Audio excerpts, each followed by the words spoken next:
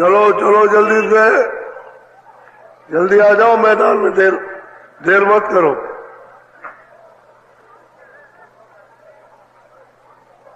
चलो चलो, समय होने वाला।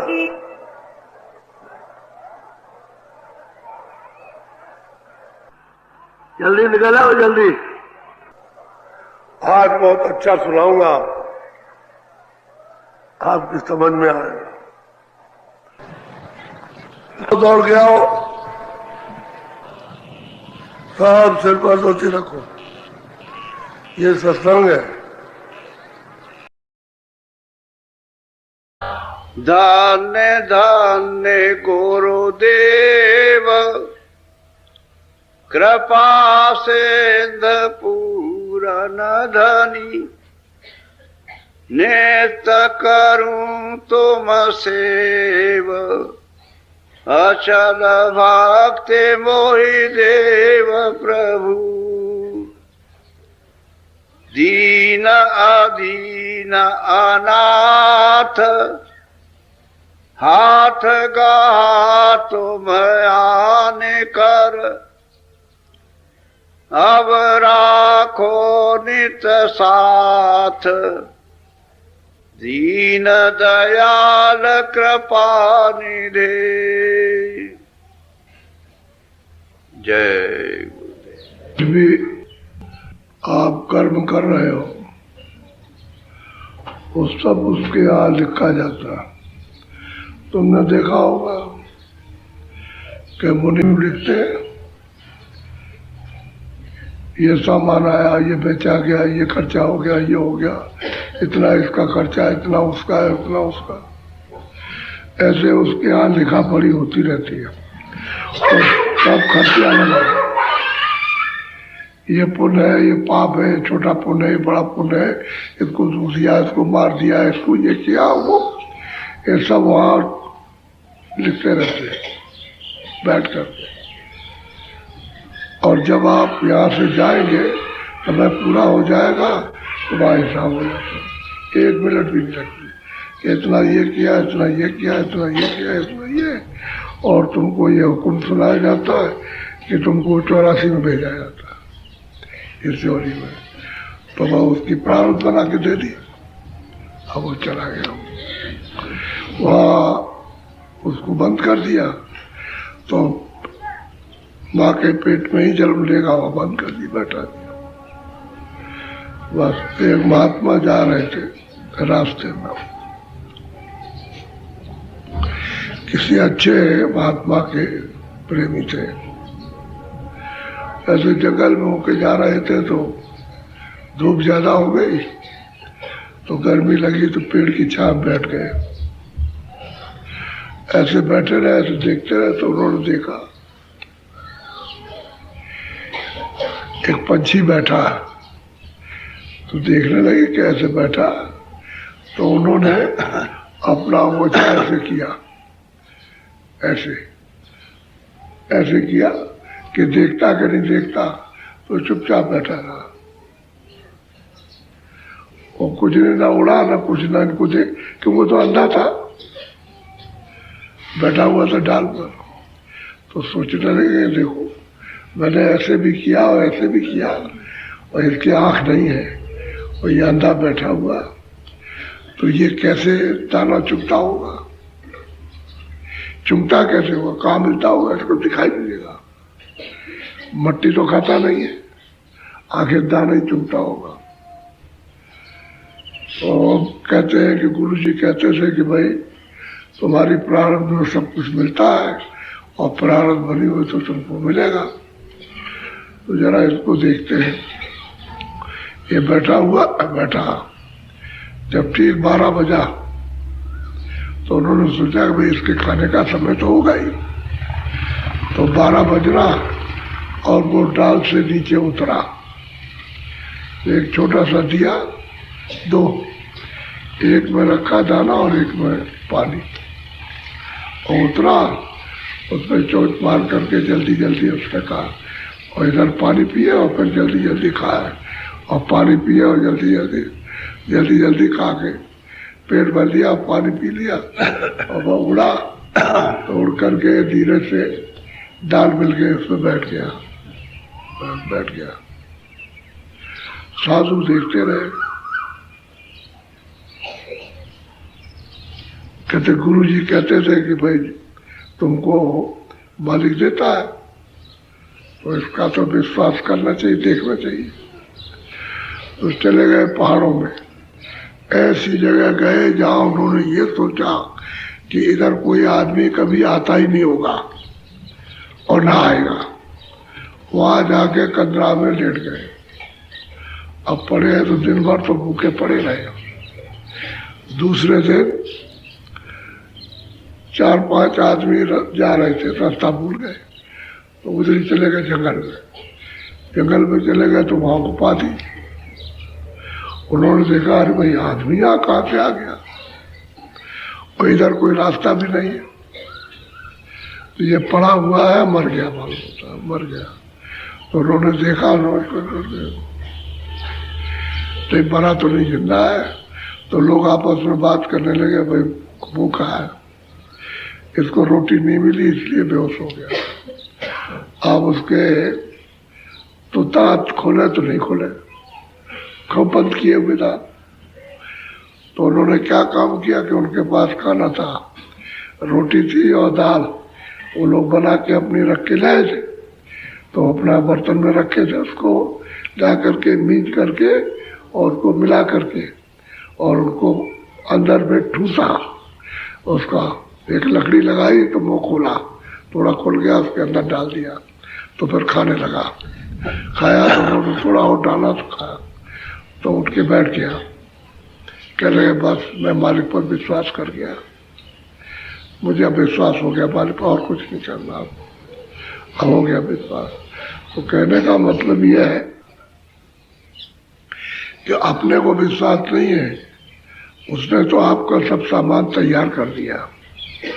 और यही बात को बताते हैं कि तुम्हारी जो प्रारब्ध बनी हुई है वो अंतिम समय तक तुमको देगी, आखिरी श्वास तक। उसमें जितना तुम्हारा है उतना तुमको मिलेगा और बाकी तुम ऐसे ही परेशान होते हो। अब बहुत से लोग मेरे पास आते हैं, चिल्लाते ये नहीं वो नहीं, हमने देखो कपड़ा भी पहने हो और रोज तुम खाना खाते हो, भूखे रहते हो। कहले भूखा तो नहीं रहता हूँ, तो कपड़े नंगे रहते हो, कहते कपड़ा तो मिलता। तो मेरी भाई क्यों चिल्लाते हो, तुम अपना प्रयास करो, तुमको मिलता रहेगा अपना। तुम जो भी काम करते हो करो अपना, उसमें आप विश्वास क्यों करते हो, तुमको कपड़ा मिल रहा, खाना मिल रहा। अब एक आदमी आया, कह लगा हमारे पास कपड़े हमने पहने तो कपड़े नहीं, अगर जरूरत पड़ेगी तो और मिल जाएगा, तुम्हारे भाग में होगा। तब तक एक रिश्तेदार आ गया और 4 कपड़े बनवा के ले आया था। कह रहे भाई तुम ले लो, इसमें से 2 ले लो। तो 2 कपड़े दे दिए। क्या लगे मैं मान गया पास, मैं क्या ऐसे ही है। तुम विश्वास रखो मालिक पर कि जो हमारी प्रार्थना में रखा हमको देगा, मिलेगा हमको। तो अभी विश्वास को कि टक्कर मारते हो, वैसे ही पत्थर से बुद्धि लड़ाते हो। जो बुद्धि को सोचने के लिए दिया तो सोचो, बुद्धि को तो विचार के लिए दिया गया, तो उससे विचार नहीं करते हो, वैसे लड़ते हो और प्रारब्ध को दबाते हो। तो उस पर विश्वास नहीं करते हो, कहेगा भी तो तुम नहीं मानते हो। पर कर्म अच्छा करना चाहिए, नहीं करते हो। ये तो प्रारब्ध जो है वो आपको देगी, आपको घबराने की बात नहीं है। और वक्त तो सबका, रात भी होगी शाम सुबह भी होगी, दिन और रात सबका विस्मित हो जाएगा और रोते रह जाओगे, वैसे समय निकल जाएगा।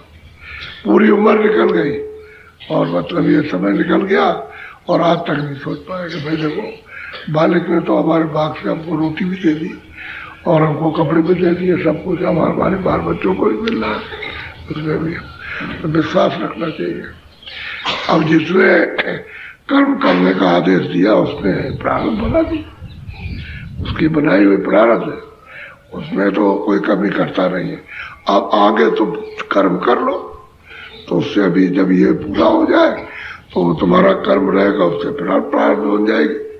और जिस शरीर में भी तुमको जाना होगा वहां भी आपके लिए भोग रखा, खाने को वहां भी रखा है, वहां भी वो देगा। चाहे तुम छोटे कीड़े बनो चाहे बड़े जानवर बनो, चाहे पंछी बन जाओ, खाना वहां भी रखा है, वहां भी देगा। उसमें यह है कि मनुष्य शरीर पाया जीवात्मा को छुड़ाने के लिए कि भाई चलो हमेशा के लिए दुखों से छूट जाए, जन्म से मरण से इससे बचाव हो जाए तो भजन करना चाहिए। उसके लिए आपको शरीर दिया और बुद्धि दी सोचने के लिए कि महात्माओं के उपदेश को सुनो और किस लिए आए हो वो बात को समझो, फिर उसके लिए तैयार हो जाओ। भाई हमको ये इसलिए शरीर दिया गया, ये काम तो हमारा साधारण है, वो तो प्रारब्ध है, वो तो हमको मिलेगा, और बाकी साधारण काम कर लेंगे, भजन कर लेगा। तो भजन छोड़ देते हो और इसमें फंस जाते हो, एक न एक मुसलमान जिल्लत आपस में फंस गए। विश्वास रखो, धीरे धीरे सब काम सुधर जाते हैं, समझ गए। और प्रारब्ध खराब रहे तो बिगड़ जाते हैं, कोई प्रारब्ध खराब हो तो बिगड़ जाएंगे, और प्रारब्ध अच्छी हो तो बीच बीच में जैसा किया वैसा आपके ऊपर में यानी तूफान आएगा।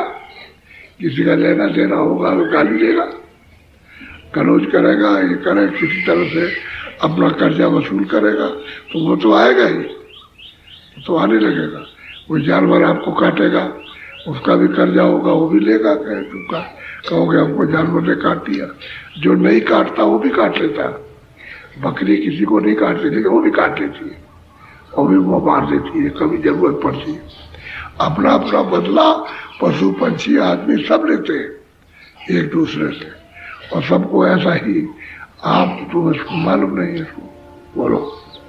देखो सब जग जात बहारा, देखो सब जग जात बहारा। अंधेरे में बैठे और ये सब बातें चले जा रहे हैं, कोई सुलझने का नहीं काम करता, सब उलझने का काम कर रहे हैं। तो बहते हुए कहाँ जा रहे हैं? 84 नरकों में, पीछे चले जा। अब ये किसी के सुनते ही नहीं।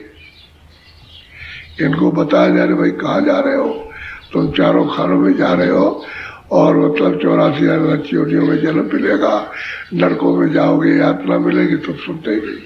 तो महापुरुष कहते हैं हम तो देख रहे हैं, उस घाट पे बैठ के देखते हैं जहाँ मौत होती है, और लेकिन जब तुम अंधे हो तो अंधे में तो सब बहते हुए चले जा रहे हैं।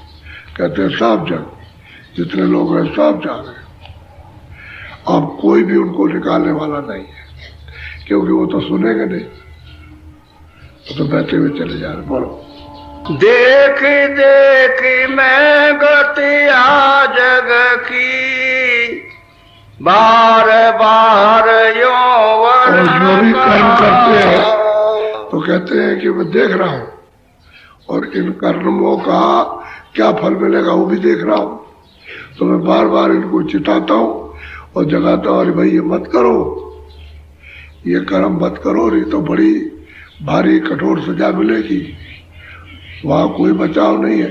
तो बार बार इनके ऊपर दया आती है तो इनको समझाता हूं, लेकिन ये नहीं सुनते, न समझते न सुनते, भागे चले जा रहे, पर पता नहीं क्या लूटने जा रहे और क्या मिलेगा इनको। इतने दिन हो गए भागते दौड़ते, मिला तो उनसे, सब ऐसे ही खाली रह गए और सब रोते रह गए। बोलो। चारों जुग 84 भोगी, अति दुख पाया नरक। प्रेमी संतों ने ऊपर चढ़ के देखा कि अरे भाई चारों जुगों से, सतयुग में भी ये 84 में रहे, त्रेता में भी रहे 84 में, द्वापर में भी रहे, और ये कलयुग चाहे इसमें भी रहे, और ये सब के सब उसी 84 में पड़े रहे, भोगते रहे, और अभी अति से अति दुख मिला।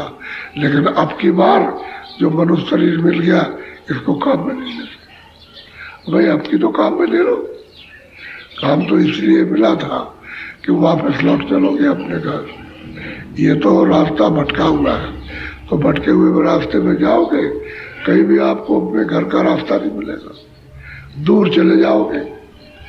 अब किसी से पूछो कि भाई घर का रास्ता कौन सा है, तो घर का रास्ता तो इधर से है, दोनों के आंखों के मध्य से जाता है, इधर कोई बताएगा तब तो जाओगे,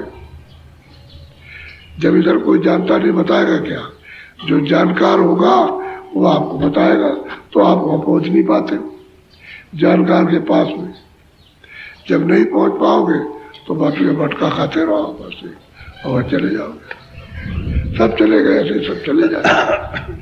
अरे माँ बाप भी गए, दादी मादे भी गए, और बच्चा भी हो थोड़े दिन में तुम भी सब चले जाए। ये सब क्रम चलता ही रहा, बाप के बाप, बाप के बाप, बाप के बाप, बाप के बाप, और होते गए और सब कोई नहीं रहा, सब चले गए। अब कहते हमारे दादे थे, ये था, वो था, वो था, भाई ये कहावत है, और सब उसी में बहते हुए चले गए। किसी ने अपने घर की तरफ रुख नहीं किया, वो नहीं किया कि कल लौट चले वापस, तो भटकते रहे, ढूंढते रहे। और यहाँ के तो जब जब महापुरुष आते हैं तो बार बार उनको जगाते, चिताते हैं, और ये कहते हैं भाई मनुष्य शरीर नहीं मिलेगा। हम तो देख रहे हैं कि फिर बार नहीं मिलेगा। बड़े पुण्यों से और बड़ी मतलब ये कठोर साधना से मनुष्य शरीर मिलता था, तो मिलेगा नहीं। तो शरीर को इन्होंने एक तरह से बुरे से बुरे काम में लगा दिया। बोलो, जन्म जन्म दुख पावत बीते, एक क्षण कहीं न चैन। कहते हैं कि जहाँ जन्म मिला वहां दुखी दो, एक क्षण भी समय वो आराम का नहीं मिला उनको। जहाँ जन्म हुआ वहां तुम, जहाँ जन्म हुआ वहां तुम, जहाँ जन्म हुआ वहां तुम। तो कहते हैं कि ये दुख यानी अब सुनाया जा रहा, समझाया जा रहा, तो ये समझ नहीं रहे। अरे थोड़ा सा कुछ समझो कि भाई कुछ करके तो समझ ले, कुछ तो कुछ नहीं करते। जुग जुग का आलस और जुग जुग का अज्ञान अंधेरा चारों तरफ से घेरे हुए हैं उनको। सोचती है आलस से काहे लिए, कितना भी इनमें भरो, कितना भी फिर उसके पास वही है कि हवा भर दी तो फूल गया टायर, और जरा सा चलाया तो हवा निकल गई। अब जब हवा निकल गई तो वो तो किसी काम में आएगा नहीं। तुम कितनी भी मोटर पर चढ़ो, साइकिल पर चढ़ो, बस पर चढ़ो, हवा निकल गई। जब तक हवा नहीं भरी जाएगी तब तक ही चलेगा नहीं। ऐसे ही है, मनुष्य रूपी मंदिर में हवा काम कर रही है, तो वो जो श्वास आ रही जा रही वही उसको काम ही नहीं लेते, निकली जा रही। धीरे धीरे धीरे धीरे हवा निकले, फुक से निकल जाएगी। जैसे धीरे धीरे धीरे धीरे आवाज चलते चलते टायर की निकल जाती है, ऐसे ही वो चला जाएगा, 10-20-50 कोस जाएगा, वहां जाकर तक निकल जाएगा वो।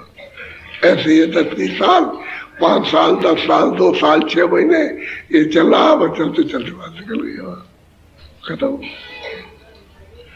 ये तो हवा पर है, ये शरीर हवा पर, सांसों पर चल रहा, और स्वाद पूंजी खत्म हुई, बाहर चलती है।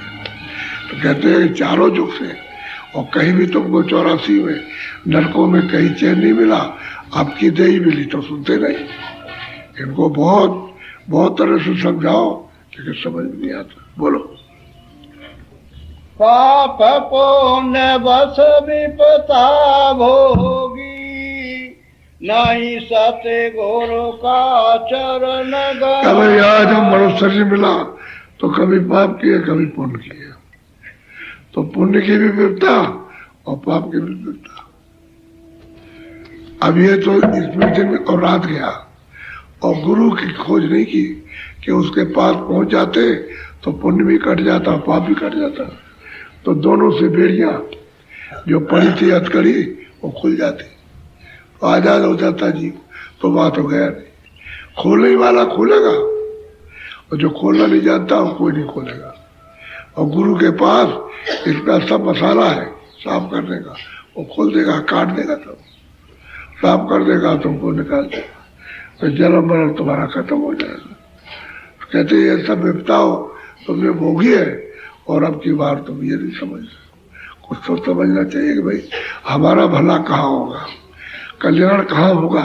कहीं तो मंदिर में जाओ तो वहां धक्के खाओ, वह सही है, गए और लौटे आए, गए लौटे आए, बस ये क्या क्या ठीक करके आए। बोलो,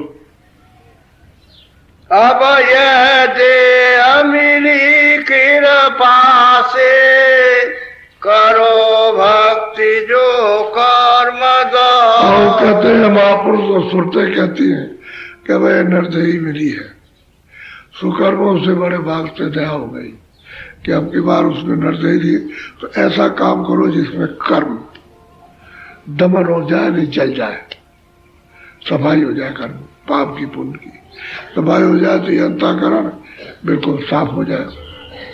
अब कभी कभी जब ध्यान पर भजन पे बैठते हो तो झलक आती है, झलक आती है, रोशनी आती है, कभी कभी रोशनी हो जाती है, और फिर उसके बाद जब मन इधर उधर चला गया तो कम हो जाती है, और तुम एक आध दिन भजन पर नहीं बैठोगे तो बंद हो जाती है।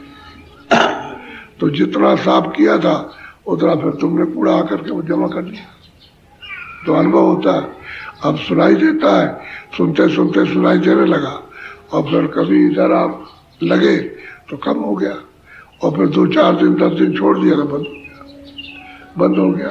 तो कहते हैं कि वही वो काम करो मनुष्य शरीर से जिसके कर्म जल जाए, धुल जाए, इसकी सफाई हो जाए, जब ये पूरा साफ हो जाएगा और तुम कोई कर्म नहीं करोगे तो जमा आने का कोई प्रश्न नहीं कि फिर से यहाँ जमा हो जाए। ये सब यहाँ जमा होते हैं, यहाँ नहीं, यहाँ जमा नहीं होते, ये सब यहाँ जमा होते हैं। और ऊंचे इस आकाश के ऊपर तो वहां तो आग जाएगी नहीं, ये आकाश जाएगा वहां, न मतलब ये कि पृथ्वी जाएगी, न ये पवन जाएगा, कुछ नहीं जाएगा। ऐसी जगह कर्म जमा होता और वही सूरत बैठी है, यही इसी के ऊपर डालते हैं सब। बोझा उस चेतन ही पर पड़ता, इसमें पढ़ के यहाँ और यहाँ पढ़ के इधर क्या होगा, ये तो मिट्टी है। ये जो कर्म करोगे उसका सब छन करके और बोझा उसी में पड़ेगा, छन जाता है। जैसे आपने किसी में चल्ली में कोई चीज डाल दी तो जैसा बारीक मोटा छेद होगा छट जाएगा, मोटे का डाला है तो मोटा छट जाएगा और मतलब बाकी निकल जाएगा। ऐसे ही है, ऐसे ही कर्म छन जाते हैं और यहाँ जमा हो जाते हैं। ये अब वहाँ अब तुम्हारा कोई उपाय तो है नहीं है, और वो कहते हैं भाई ऐसा रास्ता चलो तो तुम्हारे कर्म धुल जाए, वो चलो। अब ये रास्ता नाम का और ध्यान का ये तो सीधा साफ है, इसको करोगे जब भी आपको दिखाई देगा जब कर्म साफ हो, और कर्म साफ होने लगे तभी सुनाई देगा। उसका तो ये परिचय है, अनुभव है कि जब कान खोलेंगे आंख खोलेगी तो बस समझ लो सफाई हो रही, और जब आकाश साफ हो जाएगा तो सामने सब दिखाई देने लगेगा। आकाश धुंधला है कर्मों से, तो मतलब पूरा का पूरा अब धुंधला है, सब गंदा हो गया तो आपको दिखाई नहीं देता। ऐसे देखो कुछ दिखाई, अब उसको देखते रहे सफाई हो गई तो बस सामने फिर दिखाई, रोशनी भी आ गई और रचना भी होगी, दिखाई देने लगी। अंदर की दृष्टि अलग है, अंदर के कान अलग है, शरीर की आंख और कान अलग है। अब ये बहुत समय के बाद समझ में आता है, नहीं तो किसी को समझ में, वो किताबें देखते हो उसको कि भाई कहाँ लिखा है, हमारी किताब में, तुम्हारी कहाँ से आई किताब, तुम तो अभी पैदा हुए, किताब तुम्हारी कहाँ से आई। जब वो किताब कहते हो हमारी है तो ये महात्मा भी तो कहते हैं ये भी तुम्हारी है, इसमें आंख लिखी हुई है, इसमें कान लिखी है, इसमें नाक लिखी है, ये सब तुमको मिलेगा। आंख भी खुलेगी, कान भी खुलेगी, नाक भी खुलेगी, और सबसे अपना अपना काम करोगे तो वो बात समझ में आती है। क्यों कि पास तो बैठते नहीं है, मुश्किल तो ये है कि इनको सत्संग मिल जाए तब तो इनकी धीरे धीरे समझ में प्रवेश हो जाए और समझ आ जाए, और सत्संग नहीं सुनने को मिलता, इसलिए भूल में रहती है। बोलो। अब की चूक माफ नहीं होगी, नाना विधि के जो सुरतें आती हैं और अपना काम बनाती है गुरु के द्वारा, वही सुरतें कहती हैं कि आपके मनुष्य शरीर पा करके चूक गए और कुछ नहीं किया तो आपकी माफी नहीं होगी, फिर तुम नरकों में चले जाओगे 84 में, फिर माफी होने वाली नहीं। इसलिए नरदेही इसीलिए पाई है कि आप अपनी जीवात्मा को जगा लो और जल्दी घर की तरफ चल पड़ो और घर पहुंचने की तैयारी करो। जो कुछ भी हो उस मसाले को छोड़ो और छोड़ते चले जाओ तो चलते जाओ। अब ये मसाला तो उधर काम आएगा नहीं, न जाता है। ये मसाला जहाँ का वही रहेगा, ये यही का मसाला है और ये रहेगा। जल पृथ्वी अग्नि वायु आकाश उसी का ये बना हुआ, उसी का ये सामान, यही रहेगा। ये साथ ले जाएगा। तो कहते तुम अपना काम करो जल्दी से, नहीं फिर तुमसे अगर कर्म बन गए पाप तो फिर माफी नहीं हो सकती है, फिर भोगना पड़ेगा। बोलो। गफलत छोड़ भुलाओ जग को, नाम अमल अब लापरवाही, गफलत कहते हैं लापरवाही, आलस कहते हैं। इसको छोड़ो और जगत की तरफ से इसको भूलो। ये जगत अपना नहीं है, ये खाली छाया है, भूल भुलैया। इसी में हम फंस गए। अगर तुम आत्मा को पहचान लेते कि इसमें कौन है तो बोध हो जाता। उसको तो पहचानते नहीं, शरीर देखते हो। ये जानवर का शरीर ये पंछी का है, ये आदमी का है, ये बच्चे का है, ये लड़की का है।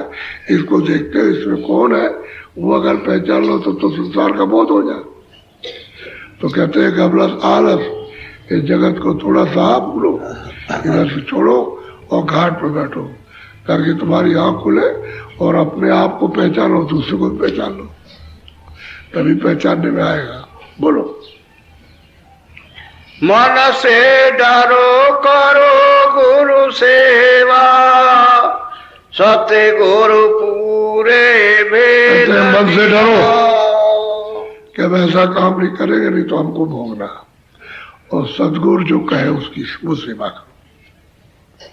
वही कहते कोई बुरा काम मत करना, जो काम करो मेहनत का अपने लिए करो, इसके लिए। तो ये पुण्य नहीं है, ये बच्चों की सेवा के लिए करते हो पुण्य नहीं है, ये नहीं। पुण्य तो ये है कि अच्छा आपने दे दिया, आपने अपने वक्त में वो सब बताते आकर के। लेकिन तुम उस समय के लोग जब चेतते नहीं हो तो वो पहले वाले तो चले गए, वो तो आपको मिलेंगे नहीं, ना कभी नहीं मिलेंगे और ना उनसे भला होगा। अब जो सामने रहेगा उससे भला होगा, तो उससे आप मिलते नहीं हो। और तुम चले जाओगे और लोग आएंगे तो उनको मिलना पड़ेगा, उन महात्माओं से। तुम कहोगे नहीं हमारे घर में हो गए और पीछे हो गए और जिनको देखा नहीं उनको हम मानते, तो उनको क्या मानोगे? तुमने वचन उनके नहीं सुने और जो उन्होंने कहा वो तो तुमने किया नहीं, तो कैसे मानोगे आप? अरे भाई तुम ऐसा करो कि वो भक्ति करो जो कर्म चल जाए, धुल जाए, साफ हो जाए। तो अभ्यास है, वो तो आपको मिला नहीं, बताया नहीं किसी ने कि ये करो, ध्यान, ये भजन, ये सुमरन है, इसको करो। अब आपको बताया जा रहा है। धीरे धीरे धीरे धीरे धीरे धीरे सब चेत जाएंगे। अब हम देख रहे हैं, अनुभव कर रहे हैं। अब चारों तरफ गांव के लोग आ रहे हैं, स्त्री पुरुष भी आते हैं, मथुरा भी गए, गोवर्धन भी गए, वृंदावन भी गए। लेकिन यहाँ सब ये कहते हुए जाते हैं कि बहुत शांति है, बहुत शांति है, यहाँ आए तो हमको बहुत शांति है। लोग ये कहते हैं जो आते बहुत आने लगे। अब वो मतलब है कि यहाँ बैठ कर भी देखो कि कितना आदमी आने लगा। यानी मथुरा जिले की गांव की बात करता हूँ, वो देखने के लिए आता। तो ये कहते हैं बहुत शांति है, बहुत शांति है। उनका एक चीज तो किसी ने कुछ कहा नहीं, लेकिन उसको देख करके दर्शन करके बहुत शांति है, बहुत शांति है। अब वहाँ शांति नहीं है, तब वो कहते हैं यहाँ बहुत शांति है, बहुत शांति। हर एक आदमी बाहर का विदेशी आएगा तो लिख करके जाएगा यहाँ हमको बहुत शांति मिली, ऐसी शांति कहीं नहीं मिली, संसार में नहीं मिली, यहाँ बहुत शांति मिली। अब ये सब चीज तो उसका असर तो होता ही है, किसी चीज का तो असर होगा ही। आग जल रही है तो अब बड़ी आग लगी हुई है तो आप देखकर वहां खड़े रहो, लेकिन गर्मी तो वहां जाएगी, गर्मी जरूर जाएगी। तो जगह का, स्थान का, महात्माओं का, महापुरुषों का असर तो होता है, असर होगा, समझे नहीं? इसलिए अब वो काम करो जो जिससे कि अपना रास्ता मिले और घर चले। वो काम करना चाहिए। अब उसकी तैयारी करो, जो आपने जमा किया वो सफाई हो उसकी। अभी कर्मों की सफाई हो तो वो काम करो जो बता दें।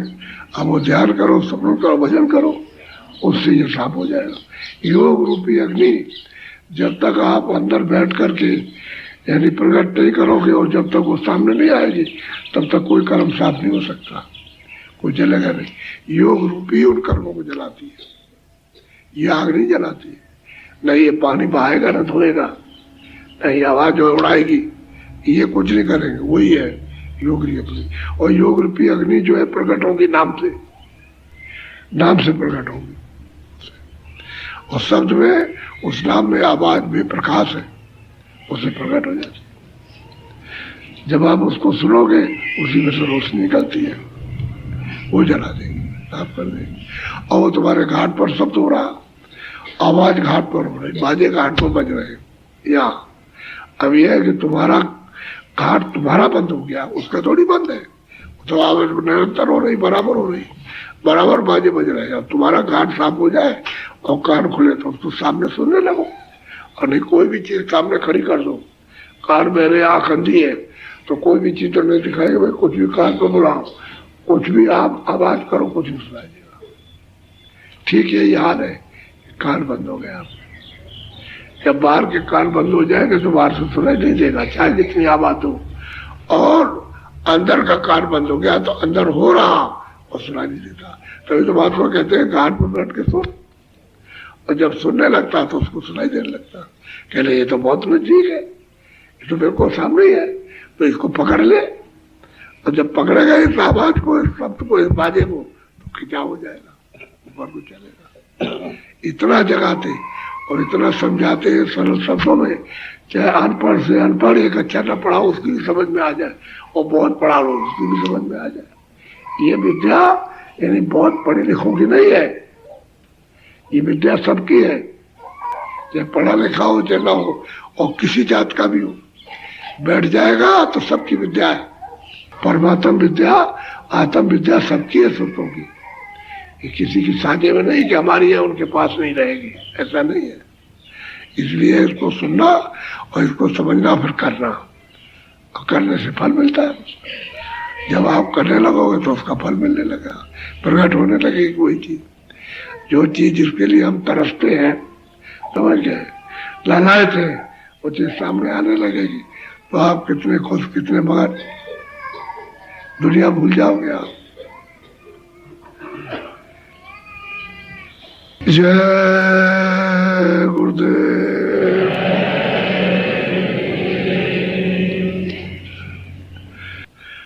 इधर देखा है कि चले जा रहे थे स्वामी जी महाराज, जब थे तो चले जा रहे थे, एक कुएं पे बैठे थे, कुआं सूखा था, बैठे थे तो एक आदमी आया, कुछ बोले नहीं, उसने डोर निकाली, लोटा और कुएं में डाल दिया। तो उससे कहा कि भाई इसमें तो पानी है ही नहीं। कहले क्यों? कहले भाई सूख गया, अब पता नहीं कैसे सूख गया, पानी उतर गया या कोई बात हो गई हो। तब तक उधर से सेठ आ रहा था, तो कहा कि आदमी उधर से आए और खड़े हो गए। और सेठ से कहा, सेठ जी अब वो जानते नहीं कहाँ के है।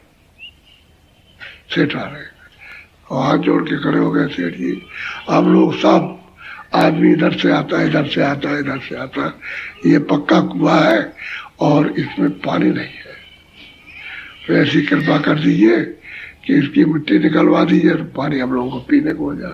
क्या चाह मुनि वन का लिखो, गांव का नाम लिखो और जगह का नाम, और तो वहां से चले आओ और इसकी मिट्टी निकलवा के साफ करवा दो। और उसने लिख दिया, मुनि को हुक्म दे दिया, जो भी पैसे लगे मिट्टी निकालने का वो साफ किएगा। अब वो बात हमेशा याद रहती है, हमेशा, कभी कोई नहीं भूलेगा, कभी नहीं भूलता उसको कि भाई फलाने सेठ आए थे और इसको साफ करके पानी निकाल के गए और सब लोग उसका पीते हैं। ऐसी चीज कभी कोई भूलता नहीं है, सबको याद रहती। कुआं बनवा दे, बावली बनवा दे, ऐसी पहले ऐसे ही होता था। पहले इस तरह का तो ये सारे साधन जो साधन थे वो तो कोई बुआ कोई बावली कुछ बनवा दिया, कोई कुटी बनवा दी कि भाई यहाँ रात को रुक जाते, अड्डा है, यहाँ कोई ठहरने की जगह नहीं है, तो ये कुटी बनवा दिया, किसी ने इधर किसी ने इधर। तो लोग रात को आए, तिवारी बनाते थे, दरवाजा नहीं लगाते थे, बस उसमें रहो, रात को रह करके चले जाओ। दरवाजा लगाने का रवाज नहीं था, बस तिवारी बना दी बरंडा जैसा और कोठी बना दी, सामने बरंडा कोठी, बस लोग आए रात को रहे, बस चले गए। ऐसा विश्राम कहा था, इसको धर्मशाला सराय कहते, ऐसा कहते, तो वो हमेशा याद रहता था। अभी तो सबके लाभ की चीज है, सबको याद। इसलिए अच्छे से अच्छे काम वो करना चाहिए जो याद रहे। इससे आपकी बार जो सत्संग आपका जो गुरु पूर्णिमा का हुआ बहुत अच्छी, लेकिन यह है कि भंडारे में बहुत भीड़ होगी। बोलो जय गुरुदेव। ऐसे ही है, एक दूसरे को जब आप इनके यहाँ जाओ तो देखो कितना प्रेम करें, वो देखने की बात है। कभी हमारे साथ दौड़ी में चलना तो देखना कितनी सेवा करते हैं। वो सीख करके आओगे तो आप क्या पता हो जाएगा, इनको यहाँ से घर उठा ले जाओगे, ऐसा ऐसी सेवा वहां मिलेगी उनको। इस तरह का प्रेम भाव जो कभी देखा भी नहीं है। हमारे साथ चलो तो देखने को मिलेगा, यहाँ तो यहाँ रहते हैं तो कुछ पता नहीं चलता। वहाँ गाँव, इस गाँव में, उस गाँव में, उसके वहाँ, ये सब तरह तरह के आदमी, तरह के लोग मिलेंगे, सब देखिए आप प्रेम भाव को और सेवा शिशु का। बोलो जय गुरुदेव।